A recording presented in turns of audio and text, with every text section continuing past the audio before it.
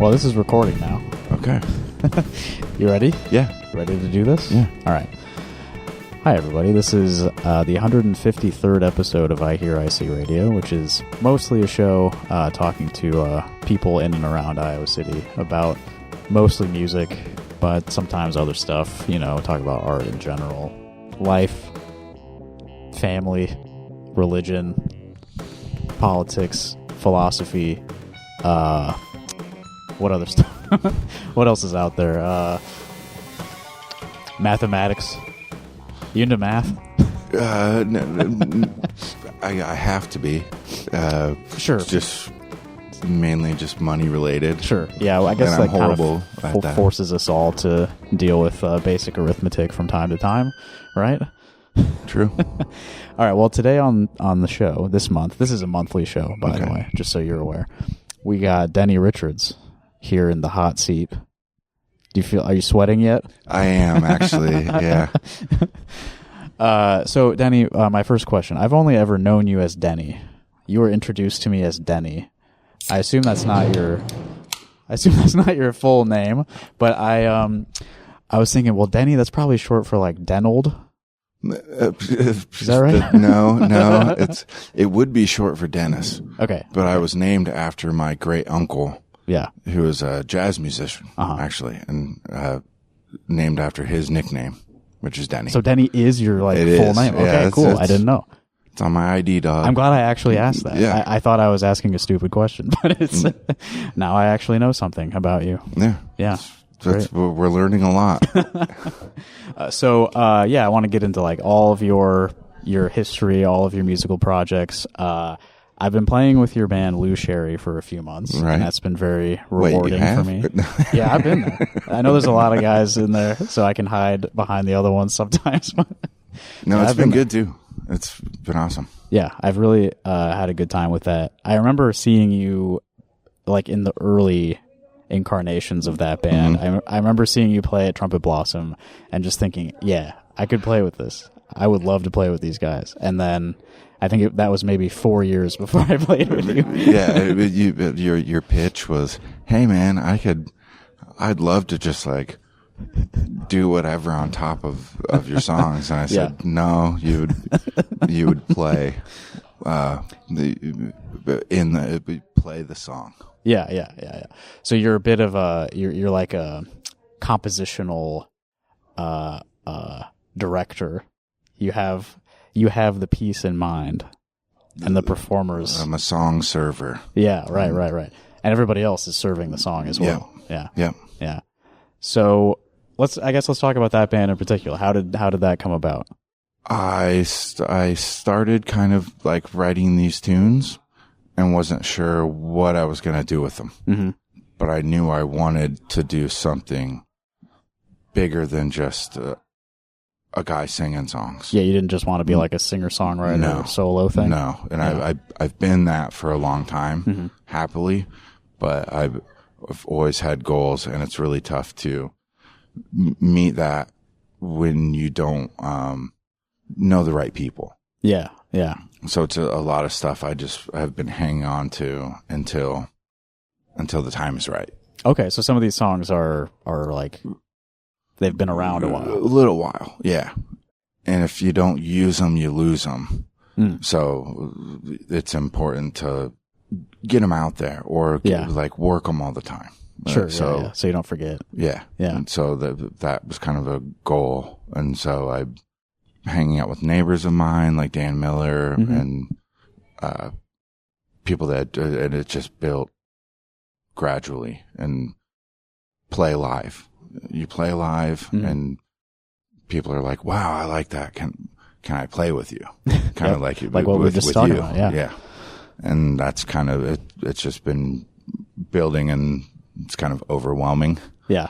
When eventually this is going to be like a full orchestra. When it finally gets sort of to the point where that I was looking for, it's kind of like a holy shit! Like it's actually works. So you have like a grand vision that this has been building towards. Yeah. And I have an idea, and the older I get and the longer I do this type of of stuff, the less I'm wrong about my idea. Yeah. You know, yeah. like You've refined. Yeah, I do a lot of like, I use a couple terms. One's like, whoa, reel it back.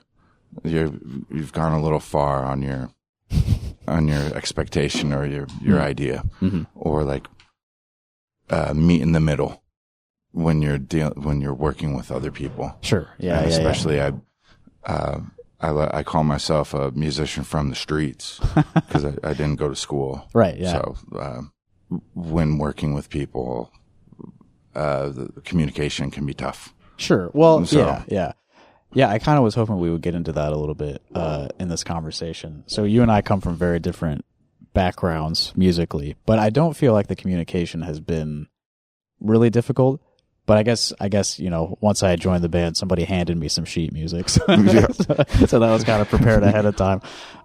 But it would have taken a lot longer.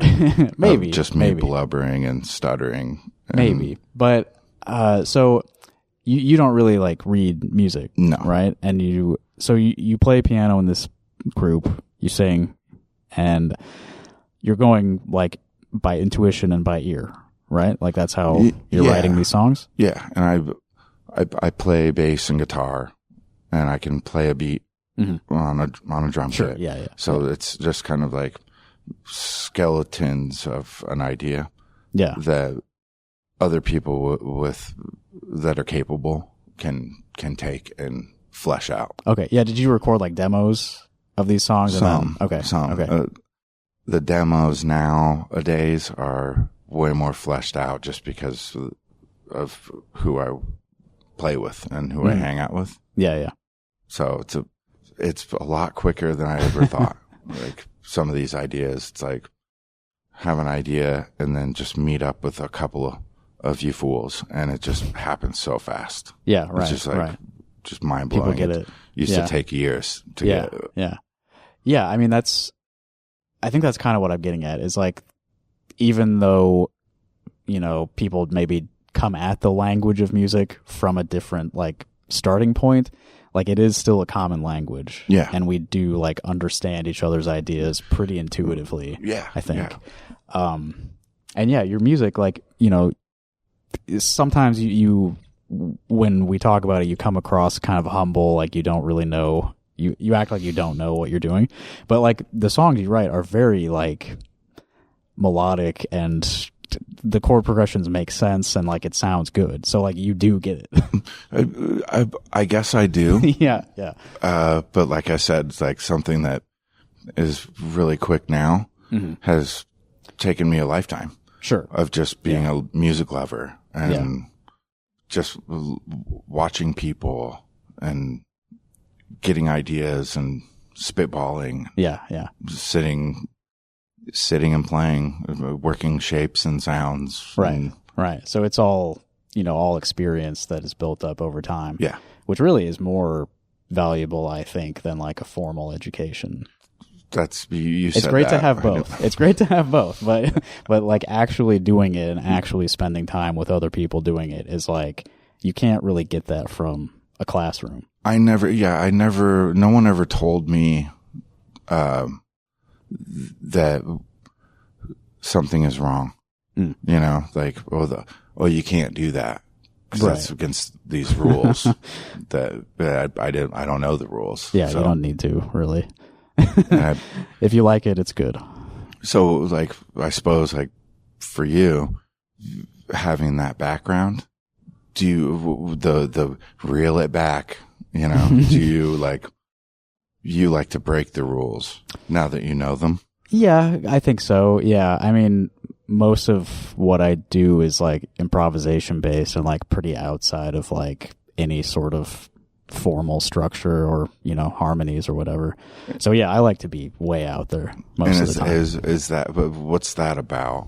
I guess I wanted to, I suppose that's a question I've always wanted to ask you is like, so you go to school forever, you do all this formal training and all this, and now what's left just to like click on saxophone keys and through a delay or something? And I don't know. I think a lot of people when they go through. So I went like straight through school, like went to college immediately when I graduated high school, and then did 2 years of grad school as soon as I finished college. So like just from age 4 to 24, basically, I was in school. And then as soon as I was done, it was like, oh, I don't know how to do anything. I don't know how to get a job, basically, So like a couple of years of just like living life, I was like, I don't know, sort of struggling with like, did any of that stuff I learned like matter? Yeah. Like I care about like the art of this. Like this is a very important part of my being and like how I conceive of myself, like making music. But I can't like get any work doing it. And I, kind of burnt out on like super academic or like professional type music.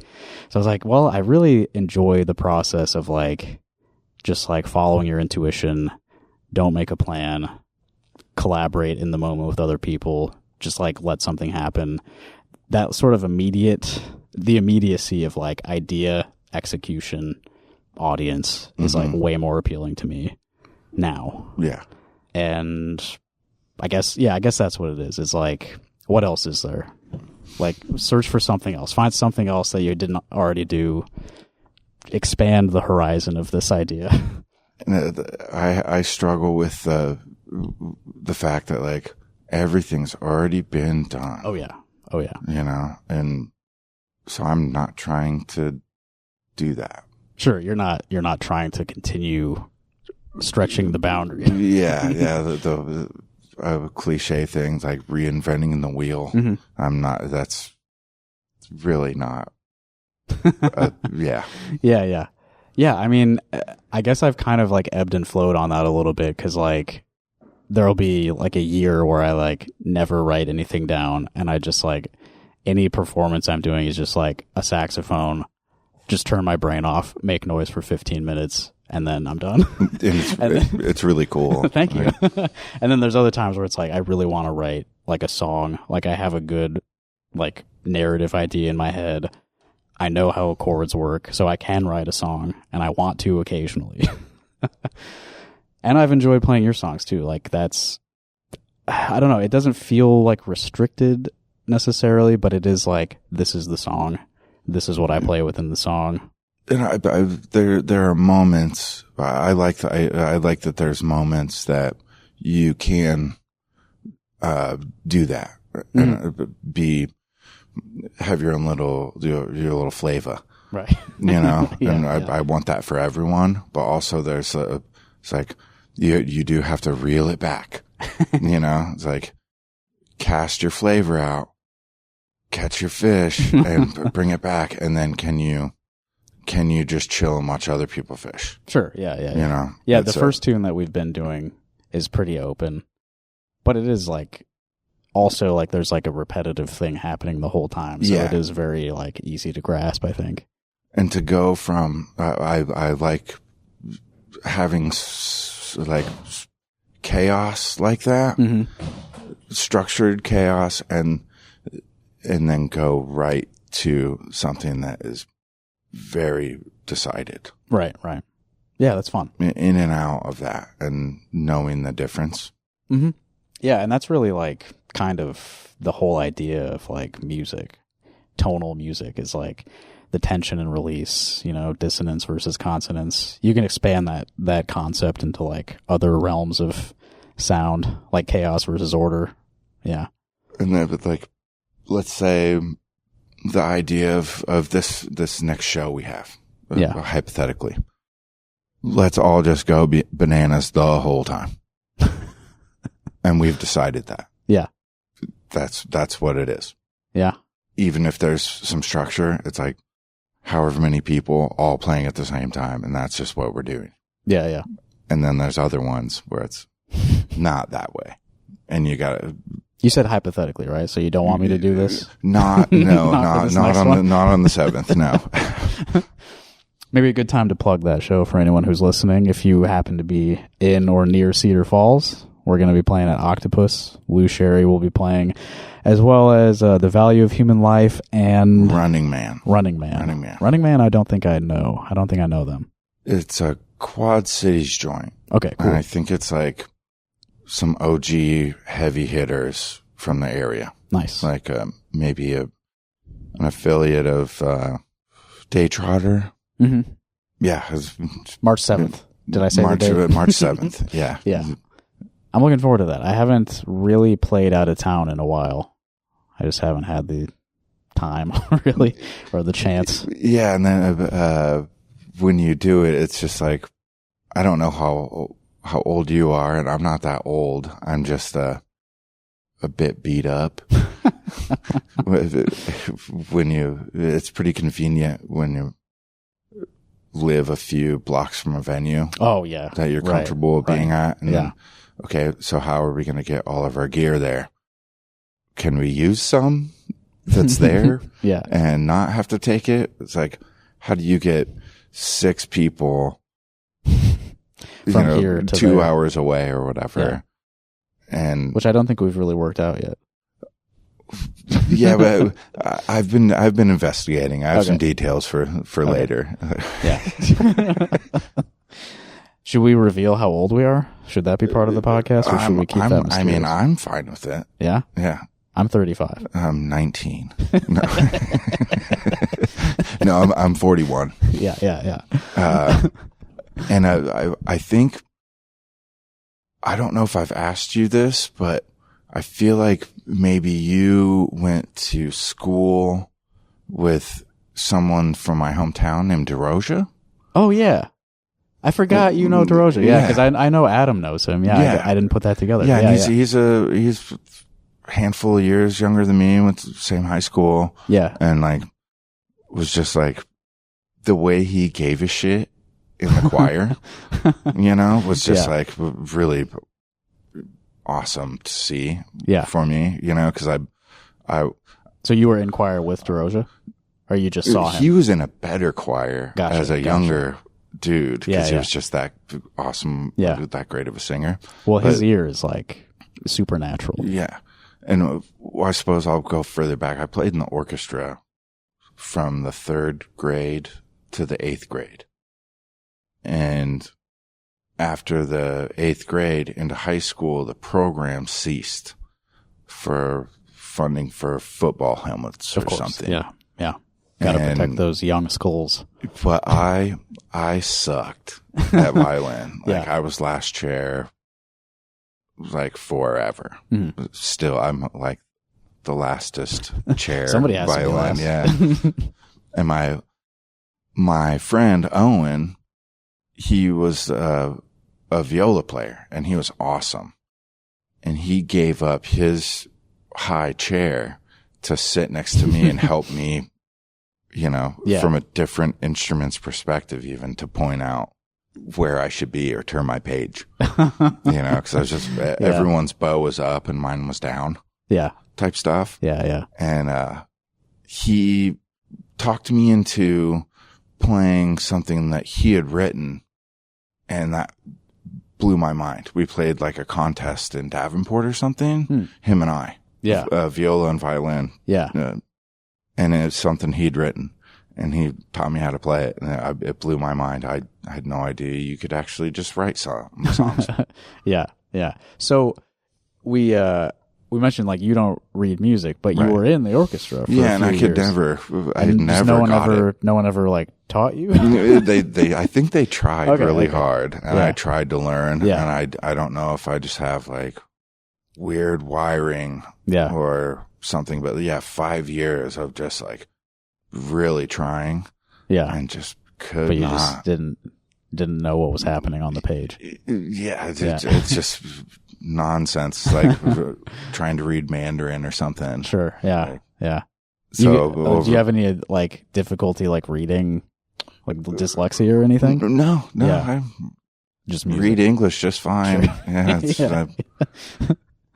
It's a strange thing. I think it's just how my mind works with music, and how I see it and feel it. It's kind of just, I'm comfortable now, It's taken me a long time to just be that. Well, yeah, I can see how that experience would like maybe breed some insecurity for a while. Yeah. And no one was ever like, everyone was cool with it. You know, it's like, hey, he's getting it.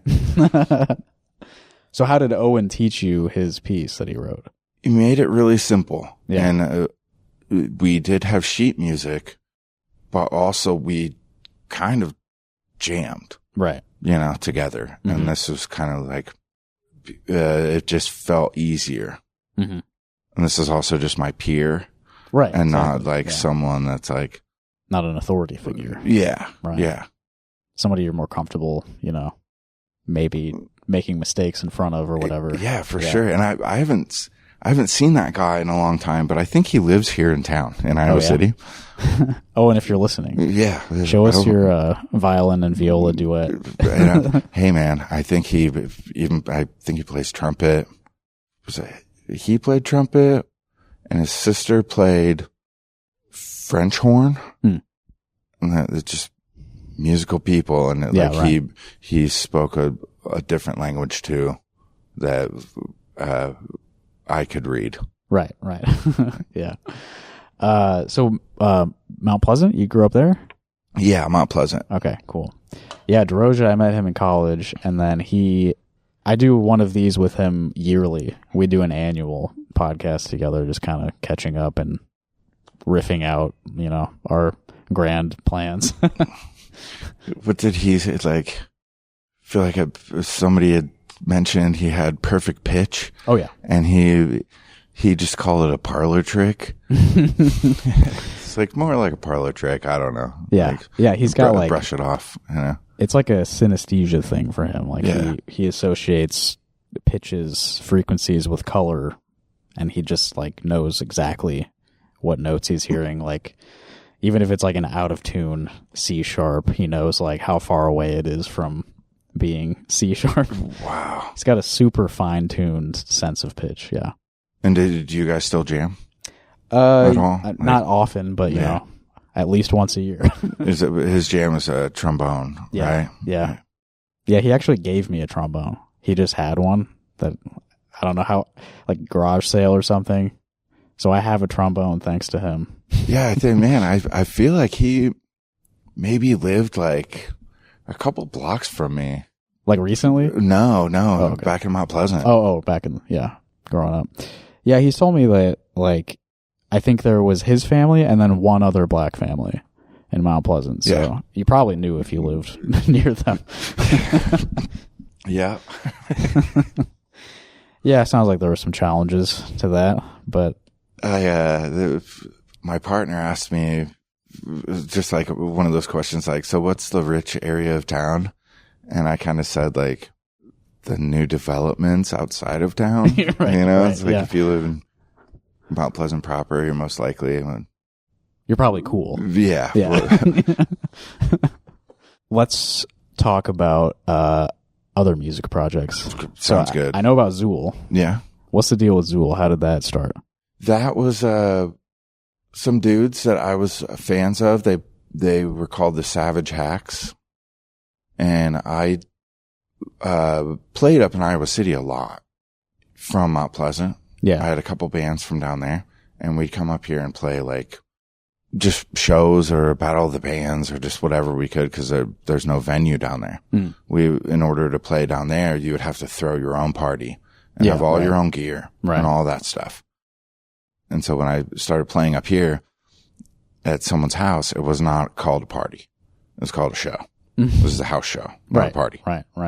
It took me a while. So that was like a cultural difference. Yeah. It took me a while to figure that out. But we were playing a battle of the bands, and those dudes said, vote for these guys. They're the best. And then a member from their band moved. And my friend Adam said, they need to keep playing. You should talk to them. Yeah. You should play with them. Yeah. And so I did. And they had me over to jam. And it was what they told me later was an audition.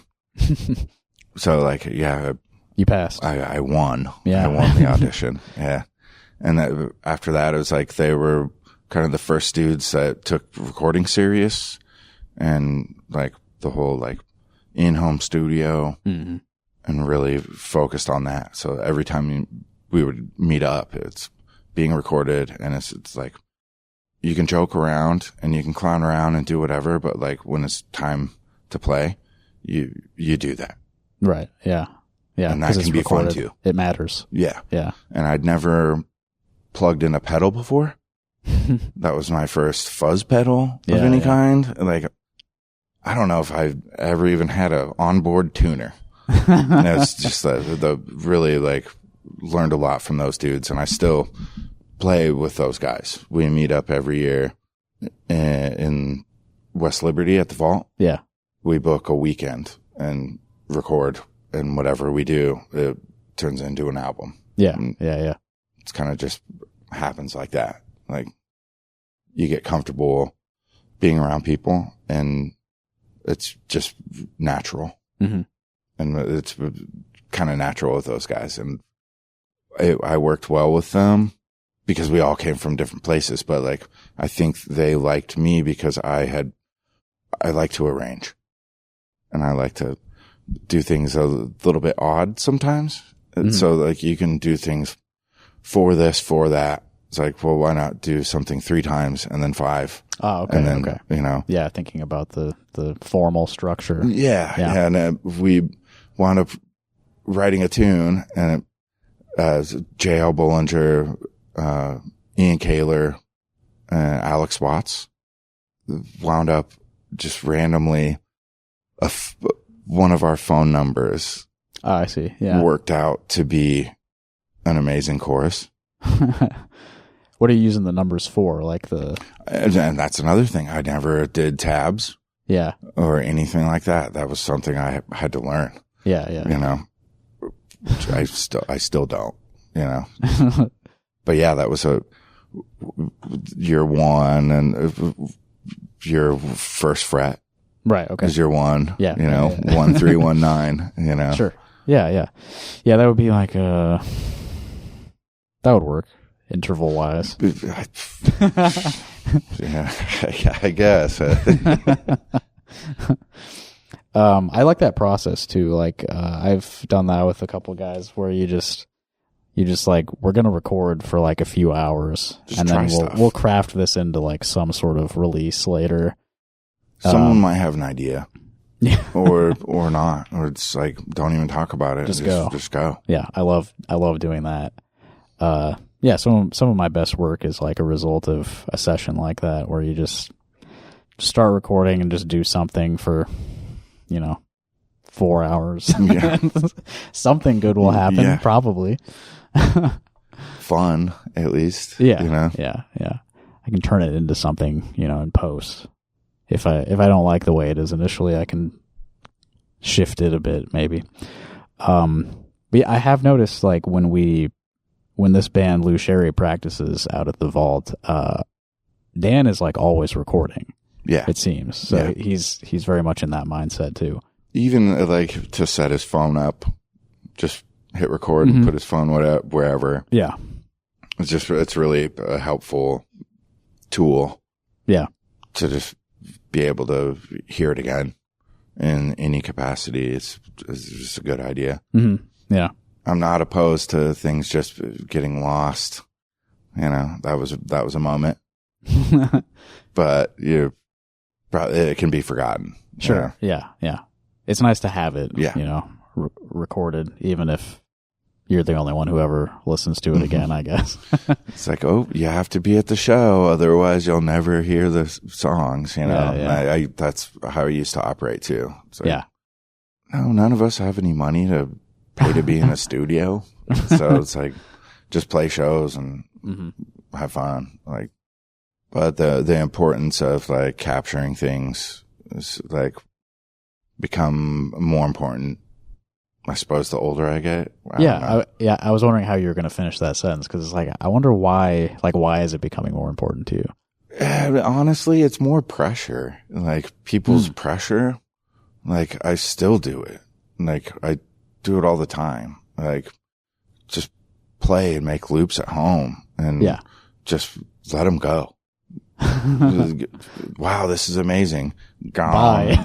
Yeah, get rid of it and start a new one. Yeah. And that's like, that was just for me. Or that was just for me and you. It's like, record it on your phone if you want. But like, no, I want to keep playing. Yeah. Yeah, I think I kind of struggle with that sort of like ephemeral thing. Like, something happens in the moment and it's only for that moment. Like I do sort of obsessively like record every set I perform because like, I don't know. Turns out I wish I had that moment. Yeah. Like I don't know. Does it matter to anyone but me? Maybe not, but like you kind of might be surprised. That's kind of the thing. That's the pressure I was talking about. Gosh, I want that song. I want to hear that. And it's like, feels kind of good because I never thought of it that way. Like someone might want to hear my song, like so egotistical to have that thought. Yeah. It's like, oh my gosh. Well, that does remind me. So we played at GABE'S a few days ago. And while we were playing, there was like a group of people that sort of like congregated at the edge of the stage where you were situated on stage left. And I forget which song it was, but we were playing a song, you're singing it, and like I'm looking at these people and they're singing every word with you. And I was like, damn. there are real fans of this song. Yeah, I didn't know that. So that had not happened before? Not like that. No, not really. Yeah. Did you know those people? Yeah, I knew those people. I figured they knew you. Yeah, I had to like. I like to play with the people I'm playing with. I really enjoy that there are people around. Right, but I like once again to serve the song, I have to ignore everything else. Sure, yeah, and just really focus on this because like even the people I'm playing with can distract me with just something, a mistake or just something they decided to like throw in there. Yeah. And but I have to focus pretty hard on what I'm doing. So when I'm on stage, I don't face out. Right. I face the band because they're who I'm playing with. And it's nothing against a crowd or whatever, but I'm not going to like, I'm not really a front man. Yeah. You have a focus that you need to maintain. Yeah. So that was incredibly distracting. Yeah. I'm usually more on that side of things. Like I'll close my eyes on stage a lot to just sort of like, be in my own zone. I really thought about like where you guys were situated more in the shadows there is kind of where I wanted to be and make you guys be up front. Yeah. I mean, I could do that. It's like kind of a dick move, but like whatever. Yeah. And with ZUUL, I would play behind my amp. Yeah. Like kind of in the shadow, even though it's just like a 3-piece or whatever. That's just the shtick or more like a comfort thing. Yeah. It is kind of like a fun sort of alluring image. Like, what's going on with that one? Yeah, it's like it actually just turns out all this stuff is too loud, and he's trying to get as far away from that as possible. Yeah.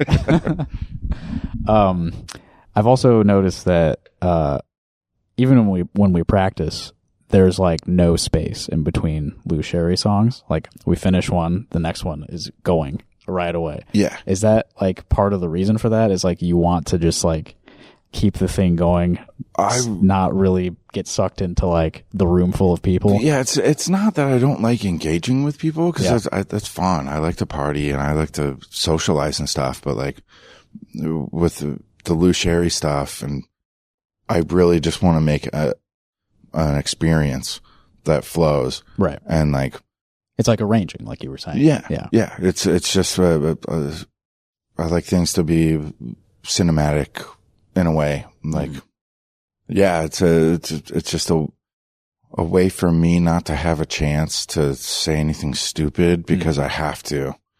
you know, because there's just all this space where it's like, oh, we have to tune all the time. Sure. Or I'd rather. You can't let people get bored. Yeah. You know? Yeah. And I think that's kind of what people like too about it. It's what I like. It's what I would want to see. Mm-hmm.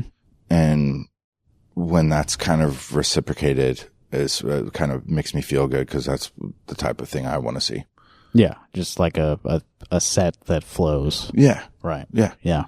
And you know, everybody's funny. People are funny. People have jokes and stuff, but like that's not exactly why I'm there. Is to see my favorite musician or whoever is like tell jokes or I mean if you really time it out, you know, some stage shows are like half and half. You get too much banter. Yeah. Okay. It can get pretty tiring. Let's get into this. Okay. This is my huge beef with like, okay, let's say we have a set time. It's 30 minutes. Okay. Mm-hmm. Cool. I view that as 30 minutes of music. Right. Okay. Right. We will start and end 30 minutes.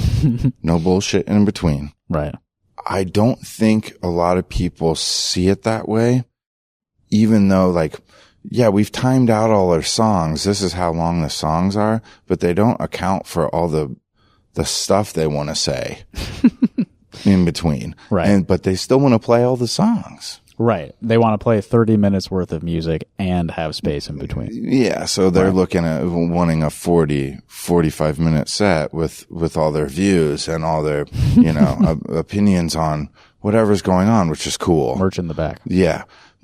But maybe account for that in like an evening of a show. Sure. It's like, if you're one of 4 bands and and you're allotted 30 minutes, maybe play 25 minutes of music and then have your points on whatever it is. Yeah. Maybe write it down first too so you get it, you know, concise. Yeah, and then not a lot of filler words. But hey, there's curveballs too when you're dealing with the crowd. If you want to talk to people or you want to like someone wants to say something to you, do you respond? And that is going to create more, and that now we're cutting into our music time. You know? Right.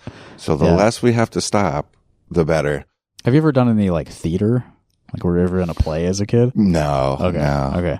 Because it's kind of got me in that kind of mindset where it's like you don't want to break, right? Like there's a fiction happening on stage, and if you like let the audience in too much, it starts to like, you know, you're breaking the fourth wall, you know? See, I'm with that. I was never in that stuff, but I love it. Yeah. You know, I love scores to movies, and I love plays, and it's all cool. It's just never anything I got into. Yeah. Yeah. I think it's kind of cool when like a band is kind of like that, where there's like, this is like a thing that's happening on stage. It's not just like a guy playing songs to me. It is like its own thing that we're witnessing. Yeah. And to not have to like, not have to announce something like, okay, please don't talk or clap between numbers. Any like, what a thing, especially if like you're gonna be playing at some dive bar. I do like to let it flow no matter what. And that's no distractions and just do the damn thing. You know, I love that. And I like the idea of like I've played dinner parties for like Iowa Wine Awards things, you know, and it's like get invited to play this thing.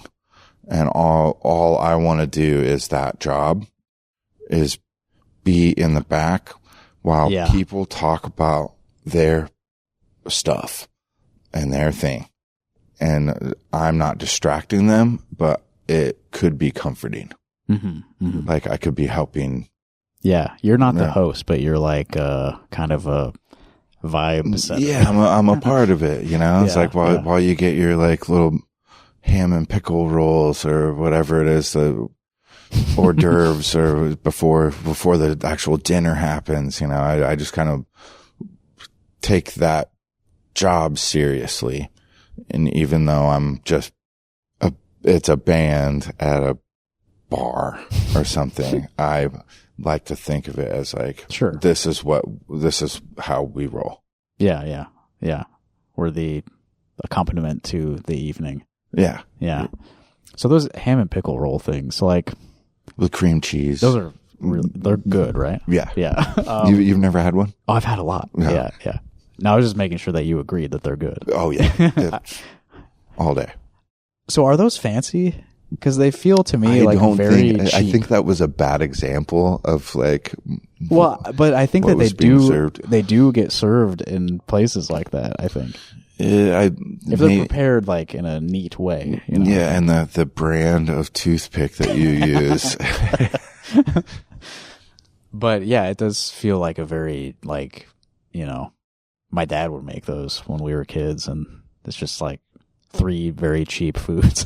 Yeah. Throw them together. Delicious combination. Yeah. It's all there, man. Yeah.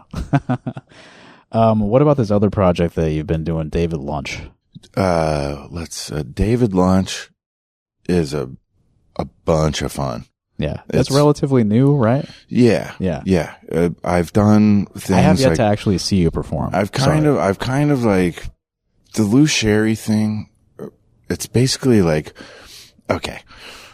The funniest thing is people sitting around talking about what your band name is going to be.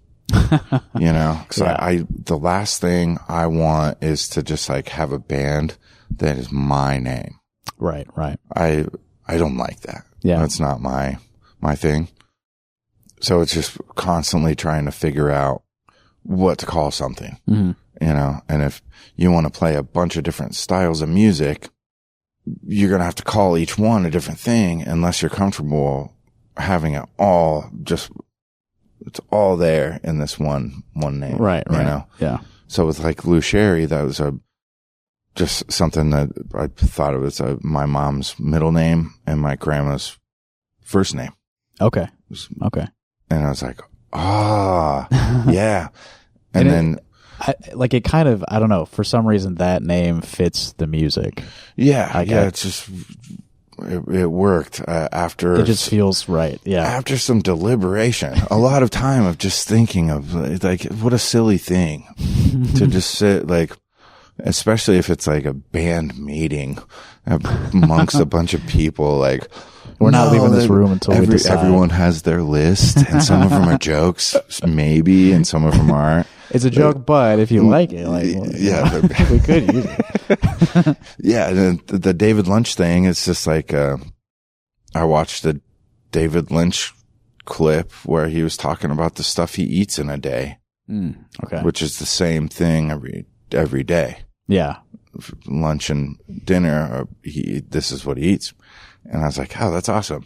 And then he died. So he was very much on your mind when you needed a name for this. Yeah. And it's just kind of worked out like that. And it's all improvised basically. Mm-hmm. If anything, it's call out a key and a flow, like a beat or whatever, and just kind of go from there. Yeah. And I really like to focus on getting people together that maybe wouldn't have ever played together otherwise. Just other people that I respect from different areas, like of music or from different places, you know, and that's been really fun. So it's a very kind of loose membership type of group. It's you and me and others, and they meet for the first time, like sometimes. On stage. Yeah, cool. Yeah, it's pretty neat, and it's worked out, and I could see how it could be a little nerve wracking, but I like to make it as simple as possible. Yeah, the last thing I want to do is like confuse someone and make them feel stupid. You know, for like I said, I respect. So that's people. Sort of like the opposite of jazz. It's super simple, man. Like, yeah, it's like I've played some jams. I've gone to some jams where that is the thing. It's like, oh, hey, new guy, you know, and they just try this. They just humiliate you can't do it, huh? Oh, how about in this key? Yeah. Yeah. And then what do you do? Just like Charlie Brown out of there? Or do you like,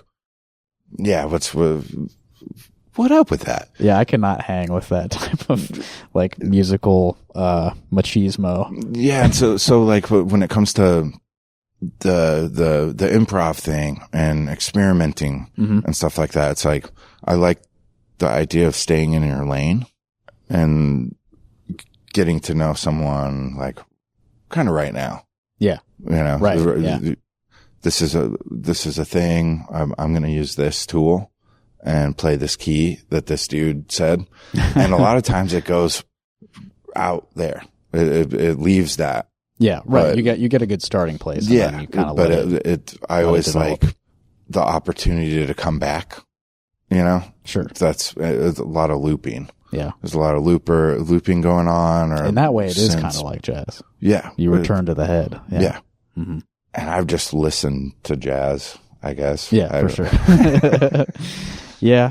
Yeah. I do really like that kind of music where, you know, you just like create a space for like openness. Like, yeah. I trust you. Like, yeah. Whatever you want to do with this, like we can go there, you know? What instrument would you like to play? This is what key, or does that not work with that instrument? Because I don't fucking know, you know. And I don't do keys. Yeah. But it's worked out every time. Yeah. And I also do this stuff like on my own at home. Mm-hmm. Like I said, I make loops all the time. Yeah. And sometimes I collect them, and sometimes I just let them go. Mm-hmm. So then I'll collect them and then arrange them, like look back a year, like my partner and I, Crystal, she records me all the time. Yeah. I'm like, hey, sorry if you're busy, but I got this thing. I really think we should probably keep this one. Yeah. You know? And she's just really cool about it. Mm-hmm. And then later on, it's really fun to sit and arrange things and piece them together and like fade in and out. And take the bits you recorded and craft something. Or like look back a couple of years. I just put one out on Valentine's Day, which is our like pseudo anniversary. Mm-hmm. We put one out, and it's the one that we found from October 2024. And it was like, whoa, like what the heck, you know? Yeah. And and we just kind of mess with it a little bit, not much. And she gets to try things with, like, cause she does mastering and just experimenting all like top to bottom. She's a brilliant audio, person. Which word should I use? Technician, engineer, producer, all that kind of shit. It's someone that gives a shit about it. That's why she's good at it. Yeah, I've definitely worked with people that it's like, ugh. And that's them at me. You know, it's ugh, I don't even care about this. Well, I've been guilty of that when I've been in that role before. Yeah. Here I am, collecting a paycheck. And you know, but the beauty too is it's all music. I work at a fucking club, serving drinks, and I get to watch the best bands and the worst ones. Yeah. And that's all just a matter of opinion to me. You know, who am I to say whether this DJ playing songs from the Shrek soundtrack all night long. You worked the Shrek rave. I did. Yeah. Is not a bad time. Who am I to say that? Mm-hmm. It's like, and all these people show up and this is the best time of their fucking life. Yeah. Yeah. You know, you get to see all kinds of life. It's nice that there's something there for everyone. Is it for me? No. Yeah. That's when it's work. That's Have you seen Shrek? Recently? No, just ever. Yeah, oh, the movies? Yeah, the movies. Right? Oh, yeah. Yeah. Have you seen? Yeah. Have you seen the guy? Yeah. Have you met him? He just wants to be in the swamp, man. Yeah. Yeah. Yeah. It is kind of. It's a pretty good archetype for a character like the guy who wants to be left alone, reluctant hero. I mean, yeah, it's a pretty basic story, I guess. I'm a believer. When you brought up Dayvyd Lunch and his like lunch dinner routine, this is kind of a weird question, but it got me thinking, like, do you have any like routines that you like adhere to that sort of help you structure your life? Yeah. Yeah. I don't always do them, but I'm a flip phone user. Yeah. Yeah. So that kind of helps me not immediately go to screen time. Right. Yeah. I do have devices that like go to the internet, but I try not to do that. Yeah. It's not my go-to first thing in the morning. Right. Yeah. I do admire that about you, that you avoid constant, internet attention. It's not great though. It's really not, it's good for me. Right. Cause that's just how I like to live my life. Yeah. Yeah. I have my head in the clouds and not like in that thing. Mm-hmm. And I struggle with booze. Mm. So when I really have focus, it's like, and the weather's nice, it's cup of coffee, some music, and I go to the skate park and skateboard for at least 10 minutes. Yeah. Just pump around. And if it's early, no one's there. Right. Right. Because I've been doing that longer than I've been playing music. Okay. Skateboarding. Yeah. Yeah. I've never been good at skating at all. It's weird. It's a weird way to like just view, the streets and landscape. Yeah. And it's also very music connected because there's a flow to it. Yeah. And so like growing up skating. Timing, I guess. Yeah. Right? Yeah. Growing up skating, all the magazines and all your friends and all this stuff, it's all just like punk music and metal music, which is awesome. But I always liked jazz and instrumental things and things with flow. Mm-hmm. A different type instead of just like aggressive. Yeah, fast and aggressive always, yeah. Yeah, more of just like a wave flowing. Wind. That's kind of like, which where I'm from, it's pretty, not macho. Yeah. Violin, jazz skateboarder. Yeah. It's not pleasant way. You get bullied at all for that stuff?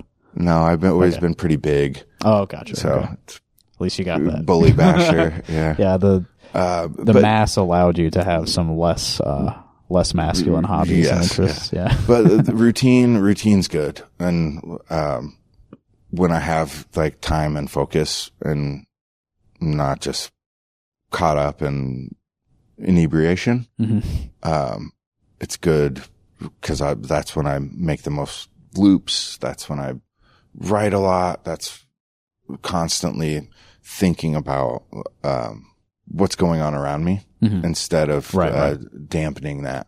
Yeah. More creative when you're less, sucked into. And I need to stay busy. Yeah. Otherwise you'll go back. Yeah. Do you not drink at all? Oh no, I do. Okay. Yeah. I go back and forth. You just don't do it all the time. Right. Yeah. More, less so now. It's kind of a goal of mine to be able to just have a couple beers at dinner. Sure. Yeah. Moderation. Yeah. Moderation. Yeah. It's not just a wild animal all the time, Yeah. I've always, so I don't drink at all. Yeah. And it's because like I have this like feeling that like I wouldn't be able to do it like at a reasonable pace. Yeah. Like it just feels like a thing that I'm the type of person who would get too deep maybe, but I don't know why exactly I think that, but it's just safer to just not do it, I guess. Dude, I like that. Like I got into it early. Yeah. Just hanging out and like with playing guitar, play guitar all night long. Yeah. it's just the one thing that I can take away from partying was I really just liked playing guitar, playing bass. You know? Yeah, for sure. It's a good way to spend your entire night. Yeah. Well, we have filled almost an hour just talking. We did mention that Lou Sherry is going to play at Octopus in Cedar Falls on March 7th, but what else do you have going on? Anything you want people to know about? There's a Dayvyd Lunch set for a thing called POLYACHI Fest at GABE'S. What's the date for that? You remember? I feel like it might be the 14th of March. I think, yes, that's correct. I just saw the poster earlier. It is on March 14th. Yeah. Yeah. And then, just keep an eye out for Lou Sherry and Dayvyd Lunch stuff around town. 'Cause I dig it. Yeah. Yeah. You were telling me earlier today that you just say yes to things. So yeah, they'll pop up, without much warning sometimes. I gotta keep an eye on the calendar. 'Cause also, most shows are on weekends. Right. And that's when I work. Yeah. So I have to make a living and that sucks. Kind of, yeah. I would love to be able to play more shows and not have to lose out on a day's work, but here we are. Yeah, join the club, man. Thank you. Yeah, thank you. And come out and see Justin, Yeah, I'm playing Weapon X is playing March 6th at Trumpet Blossom. Is that you just you, or it's is that me and Will Yeager playing bass. Yeah. It's do you know Wombat, my trio? I don't remember if have you seen this place? I've seen it. Yeah, okay, I don't think I know everybody in the group. But yeah, we're all kind of spread out now cuz people move away, but Weapon X is Wombat minus Carlos, our guitarist, because he lives in Seattle, which is pretty fucking far away. Yeah, just zoom in. Honestly, we've recorded albums on Zoom, the three of us. Are there live Zoom shows? Is that a thing? Probably not as many as there were 6 years ago. But there were a few of those, I remember, when shit was really bad. Yeah. And the shows, they're not as fun. Zoom shows, it's not as fun as a real show. I could imagine. I've only done one Zoom anything, and it was Crystal and I did a Zoom meeting to establish a location on a eagle's nest that we were gonna go observe. Yeah, and so it's through the DNR. Oh, is it up by Decorah? Is it that eagle nest? Oh no, there's so many eagle's nests. Bald eagles are no longer in danger. They're fine. I saw a ton of them last week flying around here. But my first Zoom meeting was to talk about bald eagles. That's and cool. I'm just in the back, really weird. Yeah. I also should plug this show. I'm in the band Ascended Master, a hardcore band. Mysterious guy hardcore, that's the genre according to Oliver. We're playing at Frat House on March 28th with a couple bands from Chicago, NEQUIENT and Black Cross Hotel. So that's coming up later in March. So March 6th, March 7th, March 28th, also March 14th, don't forget that one. Those are all dates that you have shows you have to go to because you listen to this podcast. Denny, thank you so much for giving me an hour of your time. Yeah, thanks, Justin. Here in this historic theater. Oh, no shit. Yeah, that never actually came up. No, we didn't talk. I don't usually talk about it when I record here because I don't want to get in trouble, but I did get permission from the boss for this, so yeah, we should be all right. First time on this stage. It was pretty crazy. Hopefully not the last. Yeah. We'll book you here sometime, but I'm not really in charge of that, so I can't promise anything. All right. Thanks for listening, everybody. Thanks again, Denny. Yeah. Thank you, world. We'll see you next time.